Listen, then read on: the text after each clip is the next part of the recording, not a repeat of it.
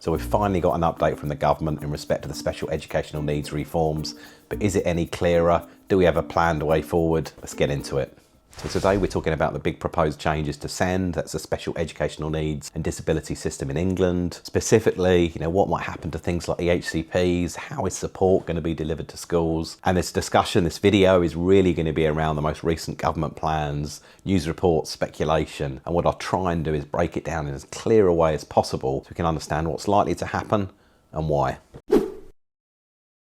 So in respect to the backdrop, why are these reforms happening? Well, ministers have said, parents have said, carers have said, the current SEND system is under strain, and I don't think anyone is incorrect with that judgment. The number of legal, educational, healthcare plans, EHCPs, has more than doubled in the last decade. It's put pressure on, health authorities, local councils, schools, everyone's respective budgets. And the spending on SEND has risen extremely sharply, which obviously the government's got a very close eye on, and they argue that the system just cannot sustain without having some change. So according to the government, these reforms are going to aim to make support more inclusive, more sustainable, and EHCPs are ultimately going to focus on children with the most severe and complex needs. They probably want to know, what exactly is being proposed. Well, the main one is new support plans. Another acronym, another set of abbreviations. We've got ISPs. So one of the biggest change in the new reform is the type of plan, which is called an individual support plan, or ISP. And these will be put in place for all children recognised as having SEND, not just those with complex needs. So it will be drawn up by the child's schools, but unlike EHCPs, they won't necessarily go through the local authority.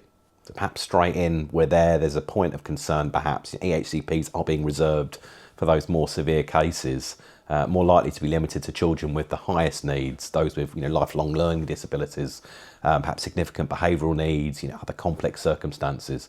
So with that scope reducing, that really means that fewer children, potentially around 270,000 less plans are going to be needed versus what's in place today. It sounds like a big number, but it's a really big task. The government's saying that they're going to throw more funding at schools, and the plans include investing about £4 billion over the next 3 years to improve SEND support in mainstream schools. When you think about how many schools there are, the requirements, the needs, the already fairly costly way of doing business in education, arguably big number, but is it enough? So this support would include extra funding going directly to schools, specialist experts at hand. Arguably, again, how quickly would they be to access? But it could be, resources specialists such as speech and language therapists. And also funding for teacher training with the intention of helping mainstream staff support pupils with special needs. So very quickly, what does this mean for families and schools? Well, more support in schools. The reform aims to make mainstream schools better equipped with resources and trained staff so children can get the support they need without waiting for the EHCP. Next, appeals and accountability. So under the current proposals, parents might no longer be able to take disputes about ISPs to a tribunal in the same way that they do with an EHCP.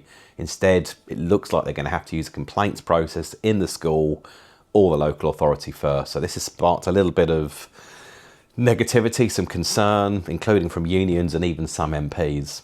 Perhaps unsurprisingly, these changes are long-term. They're not going to happen immediately.